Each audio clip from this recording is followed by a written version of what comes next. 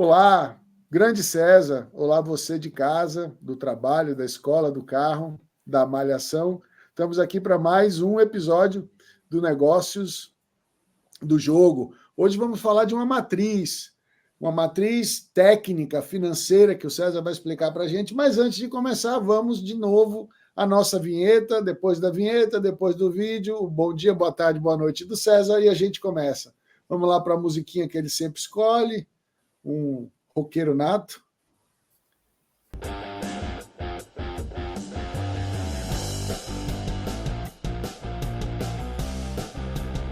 César, está na tela.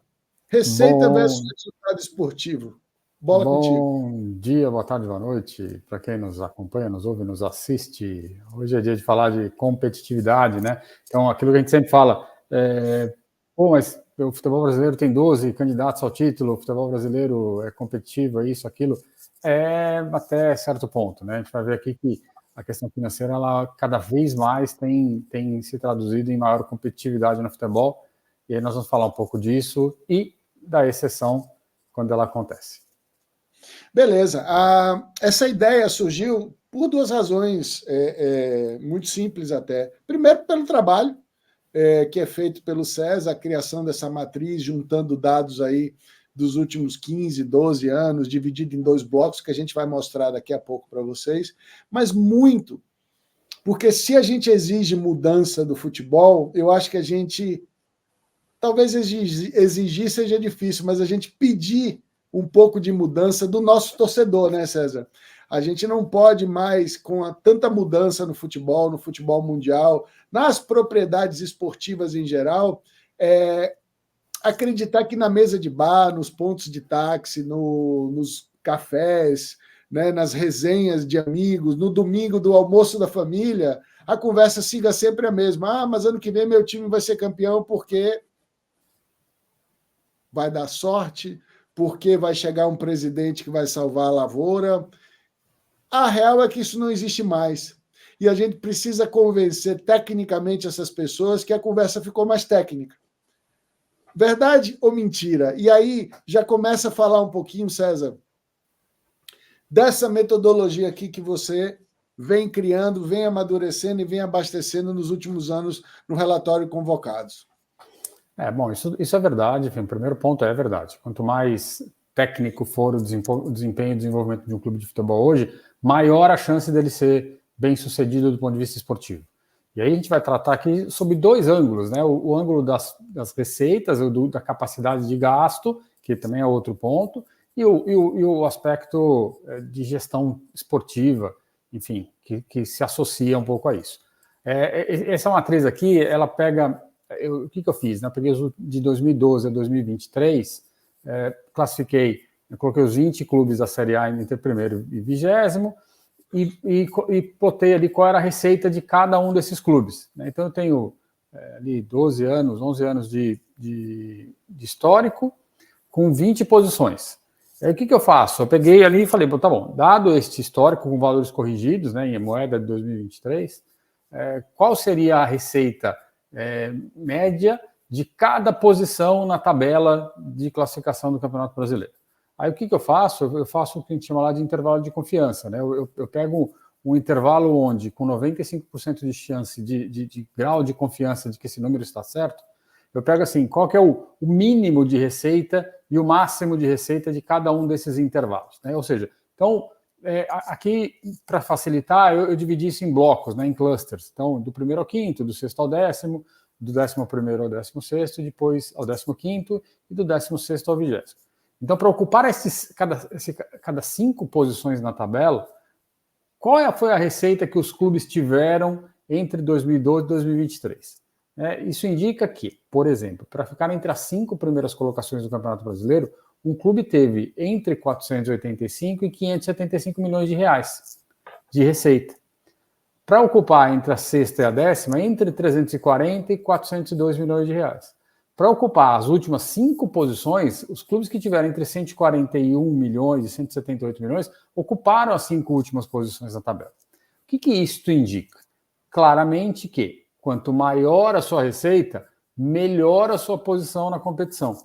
E quanto menor a sua receita, maior a sua chance de brigar ali contra o rebaixamento ou eventualmente até ser rebaixado.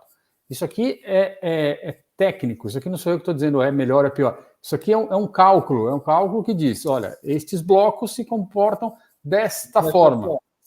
Então, um clube, por exemplo, que entra na competição com 200 milhões de faturamento, muito provavelmente ele vai ocupar ali entre o 11º e o 15º lugar. Dificilmente ele vai estar muito acima e corre algum risco de estar abaixo, mas normalmente ele vai ficar ali no meio da tabela. E aqui tem um ponto já, César, importantíssimo para mim, para a gente conversar com quem está nos acompanhando. Isso é uma metodologia de trabalho que busca entender as regras, entender as formas, entender o dia a dia, o ano a ano de alguma coisa. Então, a gente cria uma regra baseado em dados, aplicando metodologia científica. O que não quer dizer que clubes com mais receita não podem ter uma performance pior e clubes com menos receita não podem ter uma performance maior, caracterizando, neste último caso, as famosas exceções que a gente aprende lá na escola, lembra? Não há nenhuma regra que não tenha pelo menos uma exceção. E essa exceção ou essas exceções, quando acontecem, vêm para justamente provar a regra. E aí, com as suas peculiaridades, que a gente vai falar um pouco mais para frente, com detalhes e dando nome aos bois. De todo modo... E aí, Rafa, só um ponto nisso, para completar isso que você está dizendo, por que existem as exceções no futebol?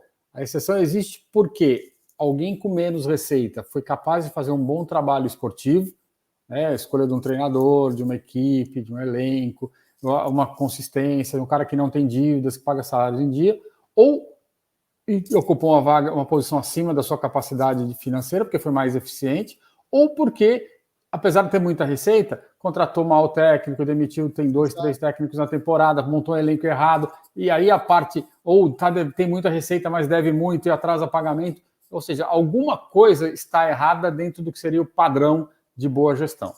É importante essas ressalvas, porque no final sempre nas discussões, inclusive até muitos jornalistas defendem a manutenção dessa questão paixão, né, do esporte, essa coisa mais emocional e menos racional, essa coisa mais empírica, menos financeira, menos ciência.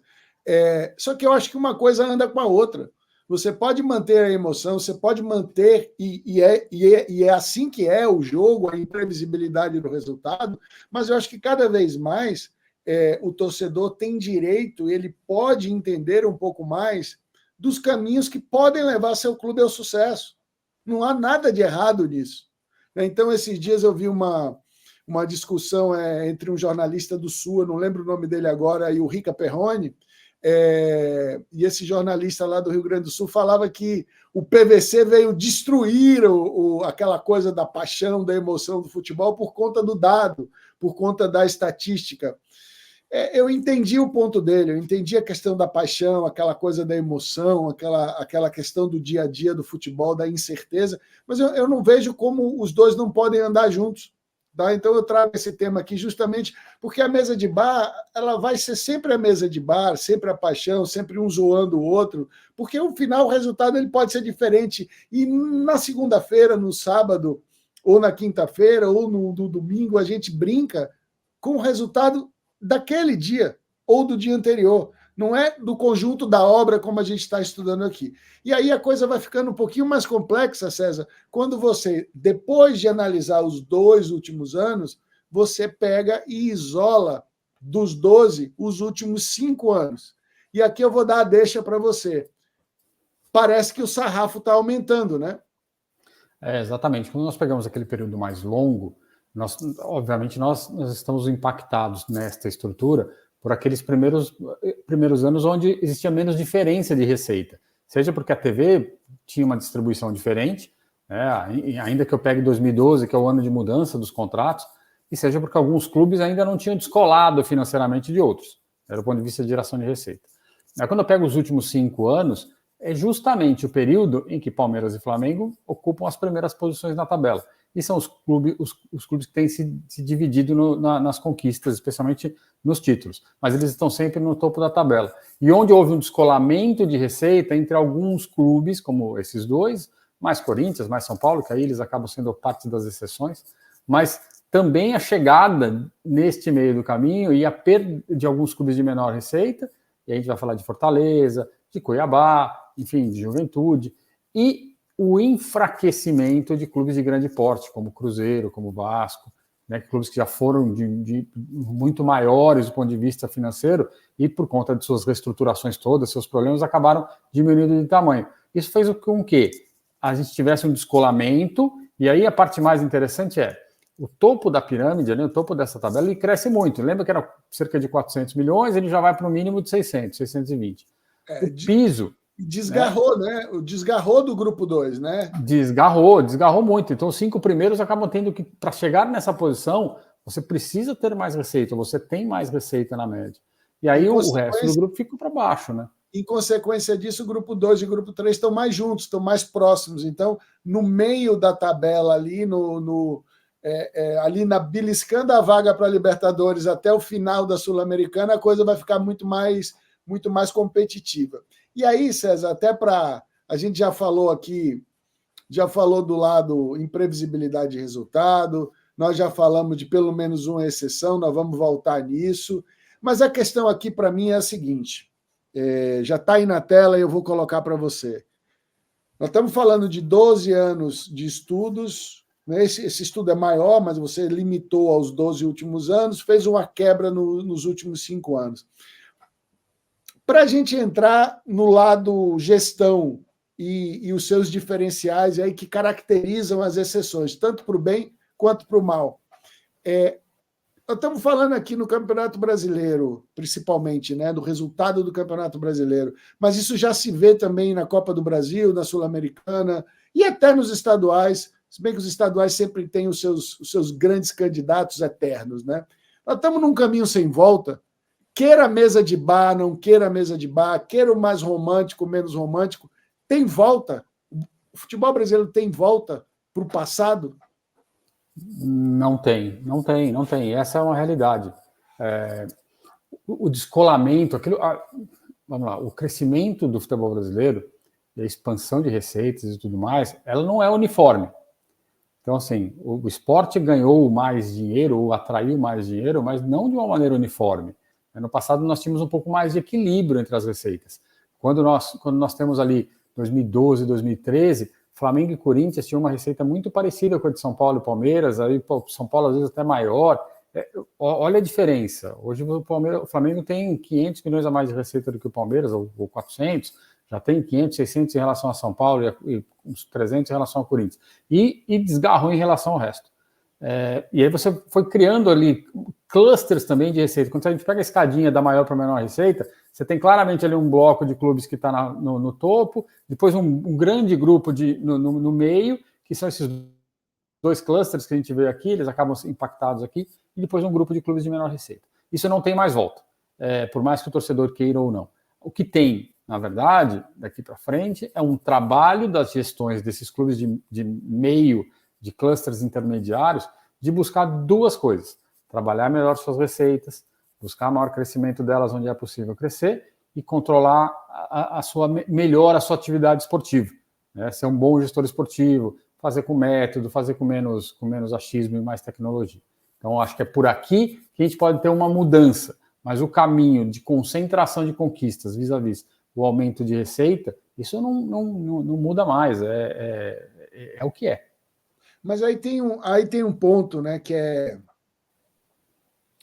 pode ser uma pegadinha na hora de analisar, principalmente quando você não tira o coração da história.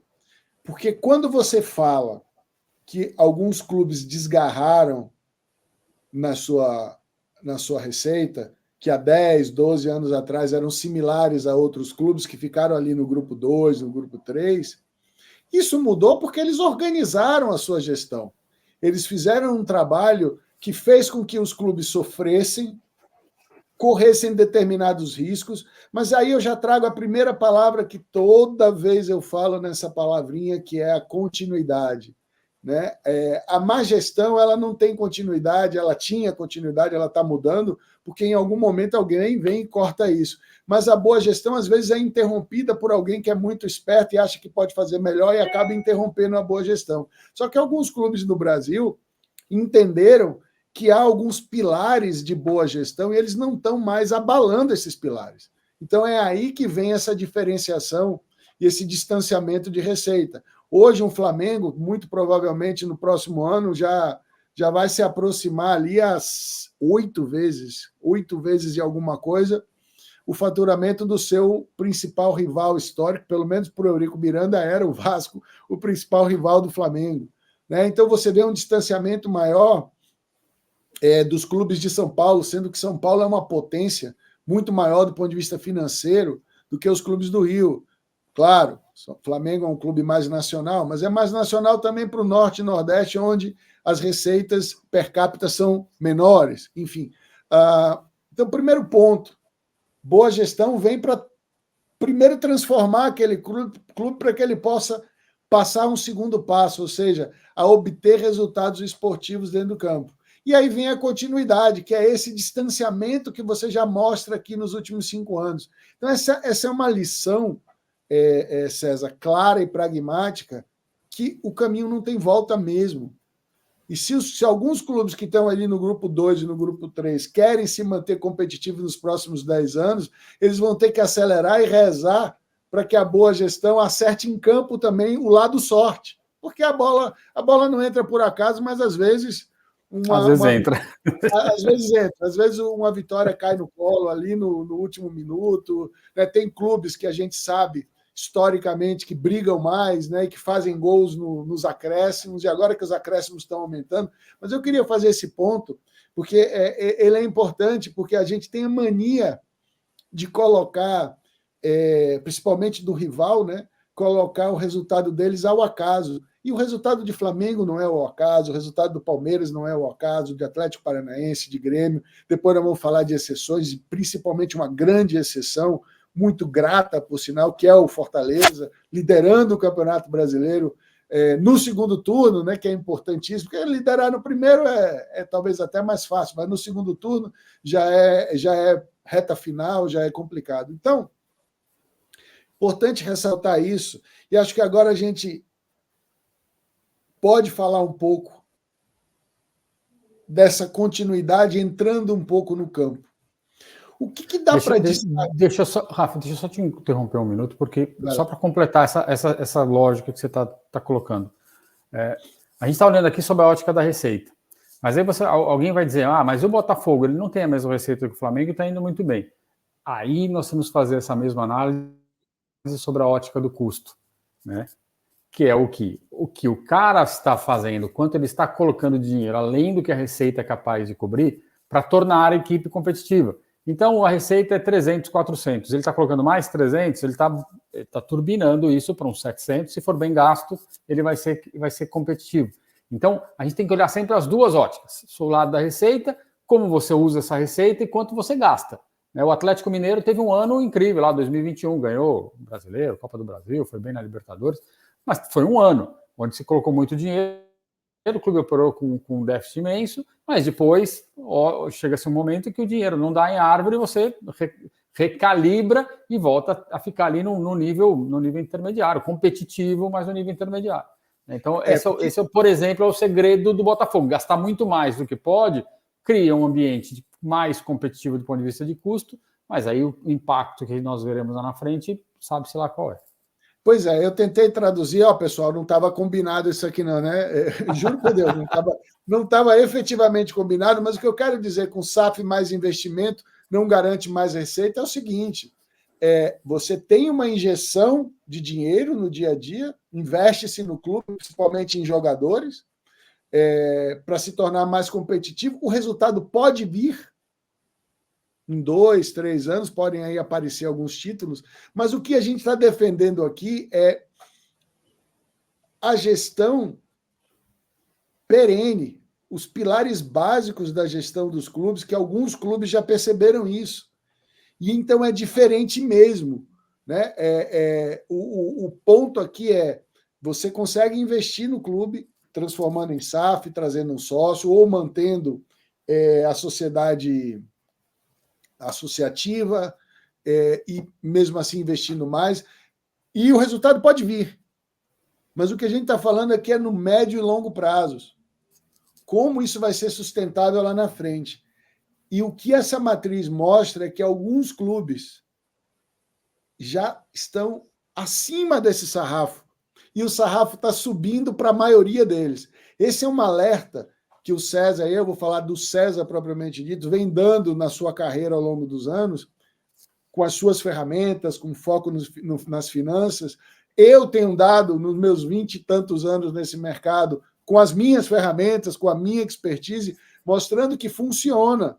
Tem que fazer, tem que repetir, não pode destruir. São programas de sócio-torcedor que se interromperam ao longo dos anos, prejudicando os clubes, prejudicando os torcedores, prejudicando as empresas que gerenciam os programas de sócio-torcedor, porque o dirigente veio e quis mudar tudo. São as parcerias interrompidas porque vinha um pagando mais e esse que vinha pagando mais nunca veio.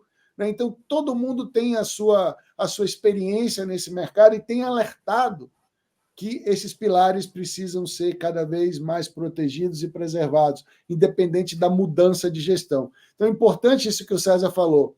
Injetar dinheiro não é aumentar o patamar de receita. O que vai transformar, pelo menos na minha opinião, você pode discordar, César, o que vai transformar essa gestão em perene e essa gestão em boa gestão, e, consequentemente, resultado esportivo, é o aumento da receita que vem de forma gradual e um pouquinho mais devagar, infelizmente, para alguns clubes, principalmente aqueles fora do eixo. Mas não há como mudar isso. O trem já saiu e o sarrafo está subindo. Quanto mais rápido você transpor esse sarrafo, mais competitivo você vai ser. Faz sentido? Total. É exatamente isso. Você precisa de paciência, planejamento, crescimento sustentável, melhores práticas de gestão, busca de mais receitas, tratamento correto do seu torcedor, do seu parceiro, enfim, tem uma receita de bolo aqui, né, para seguir, que parece simples, mas precisa de gente capacitada para orientar o dirigente e para colocar em prática. Né? E aí é muito comum o torcedor, aí voltando para a mesa de bar, o torcedor vai falar, mas o PSG e o Manchester City, os caras injetaram um caminhão de dinheiro e aí eles ficaram competitivos. Calma. Eles injetaram um caminhão de dinheiro no início do processo, que é um processo longo, dentre a compra, por exemplo, especialmente do City. E os primeiros... Oi.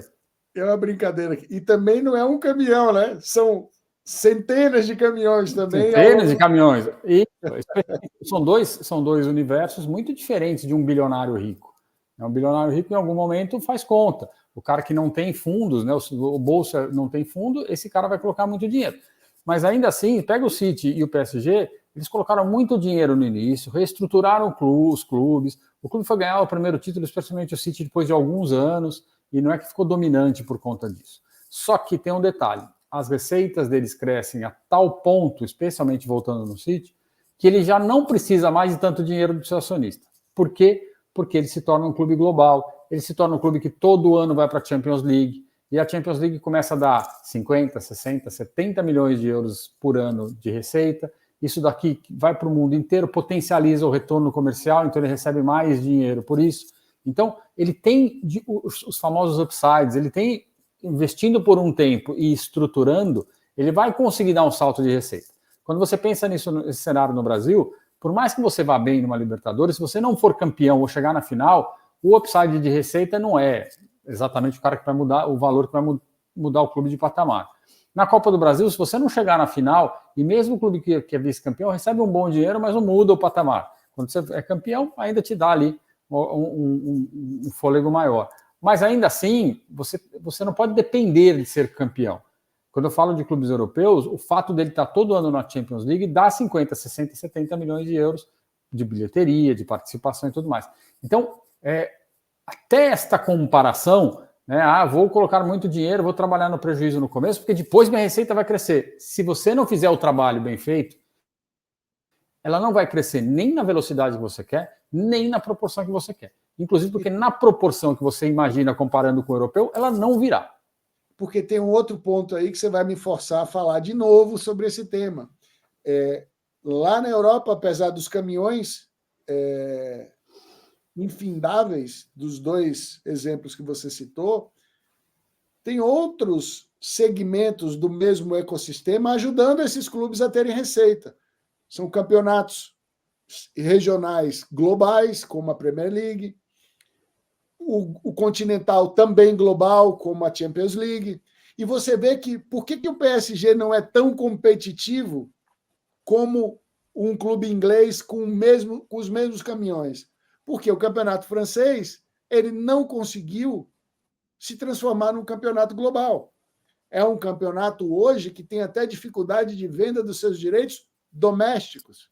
E aí vem enfrentando, obviamente, problemas para vender os seus direitos internacionalmente. E aí entra num ponto também importantíssimo. Quem entrou, entrou. Quem não entrou vai demorar muito mais ainda para se tornar uma competição global, porque está competindo por 24 horas de cada cidadão no planeta. Então, para você parar para ver de manhã a Premier League no sábado e domingo, ainda ter que ver de tarde outra competição, você não vai ter nem família, você não vai ter outras coisas a fazer senão assistir futebol. Então, há uma competição também pelo tempo de cada pessoa. Então, é importante a gente ressaltar isso, César, porque o ecossistema lá, né, o aquário deles, ele é mais oxigenado, tem mais peixinhos, né? O nosso aqui nem tanto, tem melhorado. Como você citou, Libertadores hoje paga melhor, a própria Copa Sul-Americana paga melhor, está atraindo mais interesse. Então, isso tudo, a gente está um pouco atrás, mas a gente está crescendo rápido também. Então, a Copa do Brasil melhorou bastante, o próprio brasileiro tem aí titubeado, mas ainda falta, de novo, né, a nossa liga. Mas é importante ressaltar o que você disse, e que muita gente ainda confunde, principalmente na mesa de bar. Transformou o clube em SAF e agora vai competir com os outros. E até no eixo Rio-São Paulo, a gente ouviu, né, entrevistas dizendo que o Vasco, por exemplo, jamais ia entrar de novo em desigualdade financeira com o Flamengo num clássico, que é... A diferença de receita entre eles era o quanto estava prometido investir ao longo de 5 anos no clube. Isso para 1 ano. Ou seja, uma falácia. E você cria uma expectativa no torcedor que ela é irreal. Então, e isso cabe a quem? Né? A gente está aqui fazendo o nosso papel, a gente fala o tempo inteiro, a gente cutuca, a gente informa, mas a imprensa mais relacionada ao tema faz isso? Não faz, tá? Porque não tem interesse em colocar todo mundo com os pés no chão. Então, a gente precisa, de alguma maneira, tratar deste tema de uma maneira racional, porque senão o que acontece é a repetição de sempre. O brasileiro gosta de ganhar. Se não ganha, aí o torcedor reclama, picha o estádio, briga com o jogador, não sei o quê. O dono, como a história do Ronaldo, que não podia sair na rua em Belo Horizonte, acontece isso. Só vale se ganha. Por que também tem um upside importante na Europa? À medida que o clube sabe que não vai ser competitivo para ganhar, o torcedor se dá por satisfeito por conquistar uma vaga na Champions League, uma vaga na Conference League, uma vaga na Europa League, ou simplesmente não cair. Então, assim, cada um sabe o seu tamanho, cada um sabe a sua possibilidade, e as pessoas vão todo domingo, todo sábado no jogo, porque elas torcem pelo seu time, não porque elas só querem ganhar, e se não ganhar, não serve. Eu tive esse choque de realidade em 1998, quando eu saí do Brasil e morei na Espanha. E o primeiro choque, César, não veio por já estar trabalhando na indústria. O primeiro choque veio no atravessar do Atlântico mesmo, de ver a realidade da La Liga, onde clubes menores, como o Villarreal, né, na época o Valência era muito forte, tentava ali brigar com o Real Madrid e Barcelona. E aí nós temos vários outros clubes que subiram e desceram um pouco, mas a Espanha é um bom exemplo dos grandes, né, dos médios e dos pequenos. E aí o ponto aí sentando um pouco na cadeira do torcedor, como você terminou a sua fala. Lá na Europa, isso em todos os países, a gente pode dizer, nas grandes ligas está claríssimo isso. Cada clube sabe o seu potencial e sua briga do ano. E esse é um ponto extremamente divertido que, estrategicamente, os clubes no Brasil precisam começar a fazer. que é falar a verdade para o seu torcedor. Deixar claro qual é a briga do ano. Então é muito legal, sim, ver a evolução do Atlético Paranaense, que desde do final do século passado vem mudando drasticamente a sua curva, cada vez mais almejando novos horizontes. É importante ver a força e a constância de um Grêmio, né, a transformação de um Fortaleza, né? Agora, ali o Bahia tentando mudar um pouco um cenário catastrófico desde 1994, lamentavelmente, 30 anos em que o Bahia saiu do mapa, né, do futebol brasileiro, isso é uma verdade, chegou a ficar 7 anos, né, fora da Série A. Isso muda, as gerações elas estão virando cada vez mais rápido. Né? Então, tem gente hoje que não conheceu alguns clubes que foram tradicionalíssimos no Brasil, quando a gente imaginava, né, César, que só aqueles clubes muito pequenos iam desaparecer. Não, outros clubes desapareceram não do mapa, mas desapareceram do mapa da competitividade por grandes títulos. E isso é legal, no sentido de transformar, de voltar, de ser mais competitivo. Então, essa mensagem que você passou aí no final, para mim, ela é uma das mais importantes, porque tem a ver com estratégia, tem a ver com marketing, com comunicação e, acima de tudo, falar a verdade ao torcedor. Não há mais espaço para o dirigente chegar e dizer: esse ano nós vamos ganhar o Campeonato Brasileiro. Não, não vai. E aí, já dando um pouco a deixa para a gente falar das exceções, o Fortaleza hoje lidera com muita legitimidade o Campeonato Brasileiro, mas vai ser extremamente difícil ele se manter na primeira posição e ganhar o título.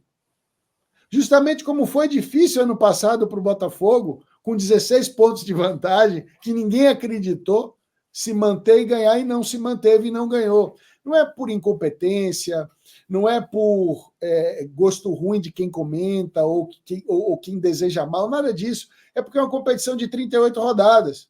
E ganha quem chega em primeiro. Parece um absurdo o que eu estou dizendo, mas ganha quem chega em primeiro na 38ª rodada, não na 25ª. E isso significa, inclusive, aí é pior ainda para o Fortaleza, que está fora do eixo Rio-São Paulo, está mais de 2 horas, 3 horas de São Paulo, viaja mais que os outros, pega mais conexão que os outros, descansa menos, treina menos. Só que isso, ao mesmo tempo, é um dificultador para ele, mas ele aumenta ainda mais o elogio que você vai fazer já ao Fortaleza do ponto de vista de gestão. É ou não é? É impressionante o que o Fortaleza faz, né? E não é de hoje. Então, hoje, aquilo da continuidade que está escrito aqui embaixo, continuidade de tempo, se a gente pegar o Fortaleza quando ele sobe, e logo na sequência vem, acho que era o Rogério Ceni que estava lá, foi um período de... E aí o Fortaleza tem 2 pontos importantes, né? Antes de falar da época do Ceni. É uma gestão administrativa eficiente, porque consegue buscar a receita com o seu torcedor, tem um bom programa de sócio, consegue levar relativamente bastante gente para o estádio, apesar de um ticket médio baixo, tem uma boa receita de comercial, e não tem dívida. É um cara que trabalha dentro das suas possibilidades. É um clube com pouca dívida. Então, não tem aquela pressão de eu estou sendo penhorado, eu tenho que pagar tanto de despesa financeira, gasta mais despesa financeira do que de contratação, enfim. Então, essa segurança, essa tranquilidade de gestão permite que você consiga fazer uma gestão esportiva eficiente também. E esse é um segredo do Fortaleza, ter uma boa gestão esportiva, ter uma continuidade, uma lógica. Veio o Ceni saiu, voltou, e aí depois ele era o Dorival, se não me engano, vem o Vojvoda, e há quanto tempo já está aí? Ele nem sai de lá, porque ele sabe que o pagamento sai no dia, que o elenco vai ser o elenco que ele pediu, que ele conseguiu formar, que é um elenco correto, que o nível de pressão é muito menor no Fortaleza, isso também a gente tem que dizer, por mais que tenha, é muito menor do que de um clube grande do eixo Rio-São Paulo, especialmente. E aí esta boa gestão, que combina aquilo que a gente sempre fala, boa gestão esportiva com boa gestão administrativa, ela coroou o clube com essa boa posição de novo. Há 2 anos ele foi 4º colocado, se não me engano. Ano passado, por conta de chegar na final da Sul-Americana, ele desgarrou um pouquinho ali, terminou não tão bem, mas porque tinha um outro objetivo, era o objetivo possível de ser campeão. E agora, esse ano, de novo, ele segue fazendo um bom trabalho. Significa que ele vai ser campeão? Não sei. Porque é isso que você falou, são 38 rodadas, e aí é que entra o diferencial do dinheiro. por pior que seja a gestão esportiva do Flamengo, e ela é ruim, porque com o dinheiro que ele tem, ele devia estar disputando com folga todas as competições, aí ele monta times desequilibrados, enfim, não gasta muito e nem sempre gasta bem. Ele tem um elenco muito maior. Então, a hora que a competição fica mais dura, do ponto de vista físico, de suspensão e tudo mais, ele tem um elenco mais qualificado, ele tem peças de reposição. Isso vai dar uma vantagem ali em cima da hora, que aconteceu com o Palmeiras ano passado, que pode acontecer esse ano com ele, com o Botafogo, que melhorou do ponto de vista de estrutura, porque está gastando mais. Mas, enfim, aí o Fortaleza sofre. Significa que ele não vai ser campeão de novo? Não, pode ser. Ele está bem estruturado, chegou numa posição confortável, mas é aí que vai fazer a diferença. Mas o torcedor do Fortaleza, se ele for campeão, vai ficar super feliz. Se ele for segundo, terceiro, quarto, vai ficar super feliz igual, né? O Fortaleza, com as forças que tem, consegue um desempenho espetacular ali ao longo já de alguns bons anos. E aí, tem um ponto aí, César, no que você fala, que para mim é a chave do negócio, e de novo é importante insistir. O que há de comum, independente do tamanho do dinheiro, entre Fortaleza, Palmeiras, Flamengo, Atlético Paranaense, Grêmio? O Bahia ainda não dá, porque começou agora, mas ele vem de um processo de reestruturação, sem julgamento, sem adjetivos. Mas o que há em comum entre todos esses clubes? Tem outros também, eu não estou esquecendo de propósito, é porque a gente tem um tempo limitado aqui. O que há de comum entre todos esses? O uso do tempo para fazer a mesma coisa.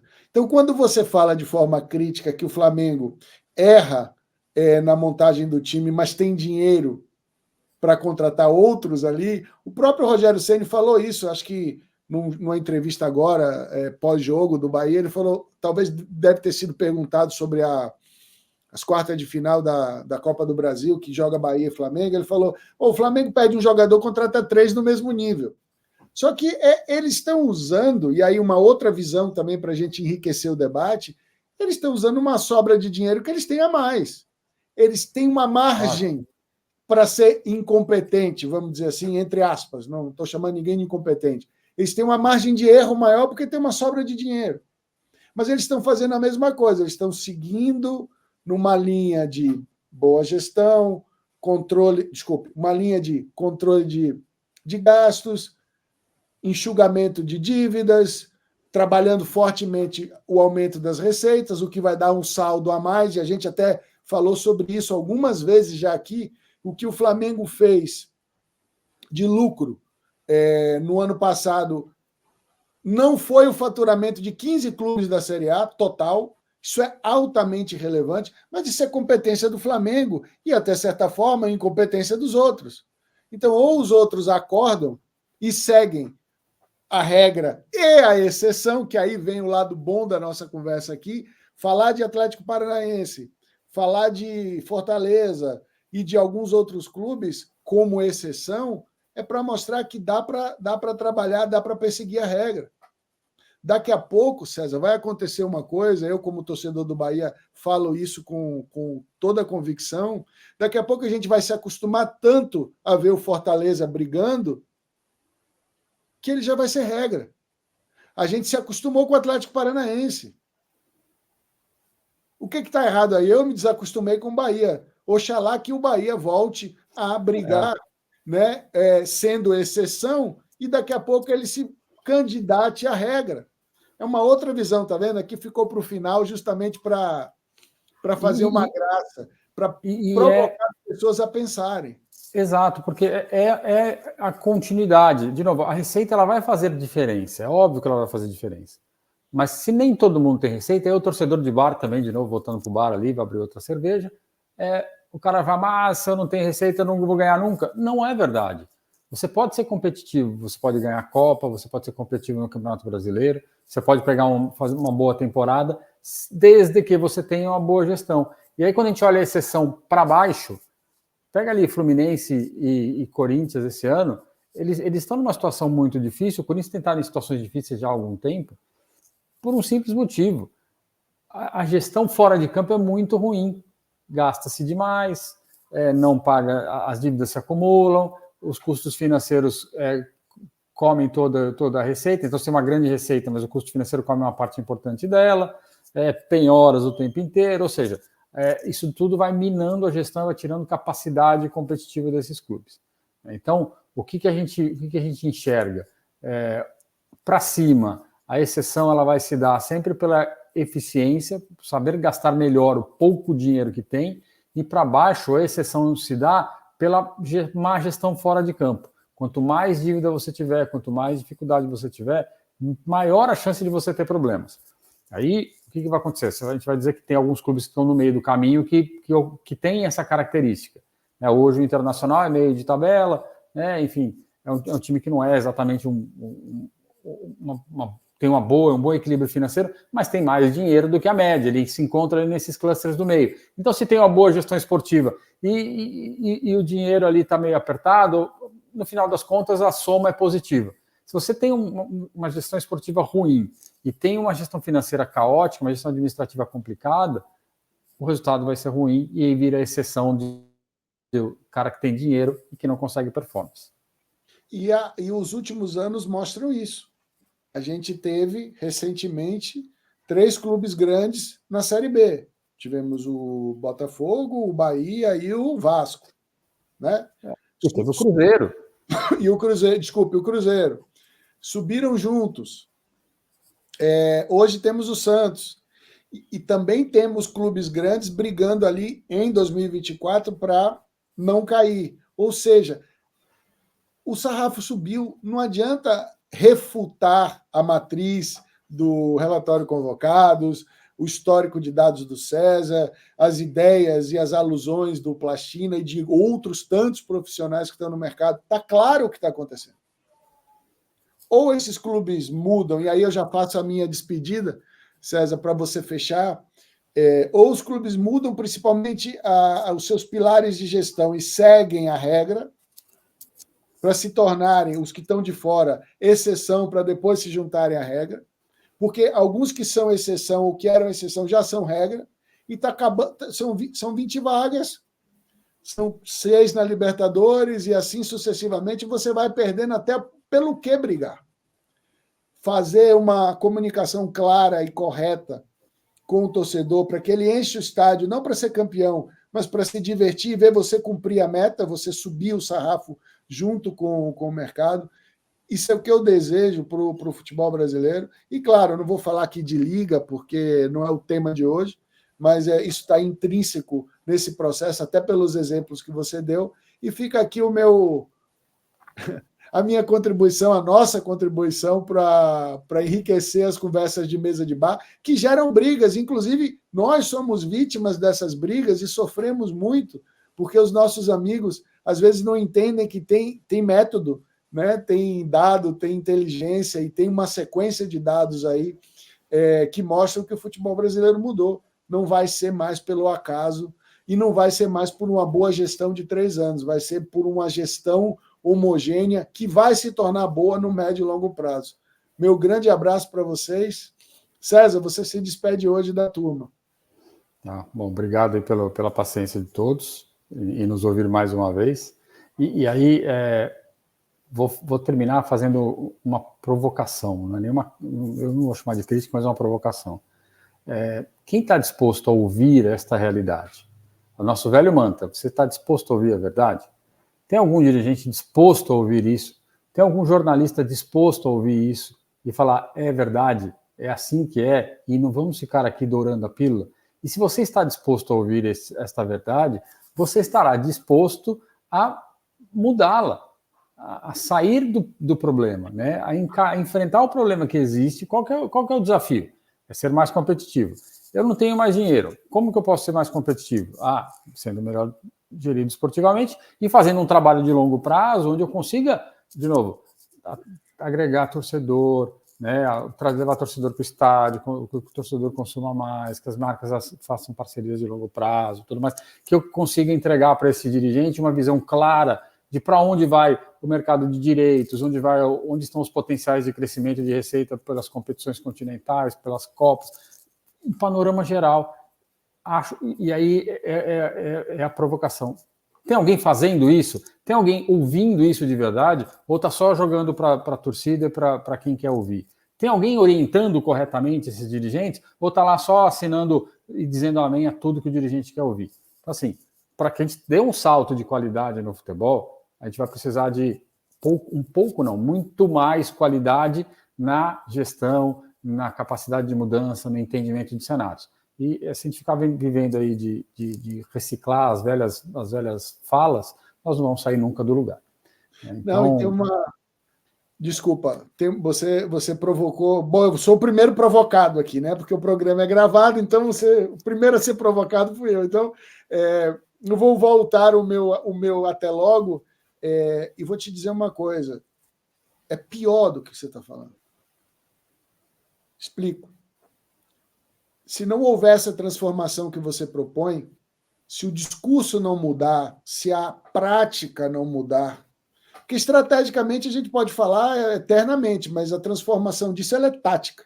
Ela tem que ir para o campo, literalmente. Vai acontecer algo pior. Vão querer transformar o Campeonato Brasileiro fazendo aquele velho jogo de causa e consequência de forma completamente errada, tentando atacar a causa, matando a consequência. A consequência qual é? 3 ou 4 clubes que vão ganhar tudo. Aí vão dizer, tá vendo? Isso não dava certo, tinha que ser como era antes.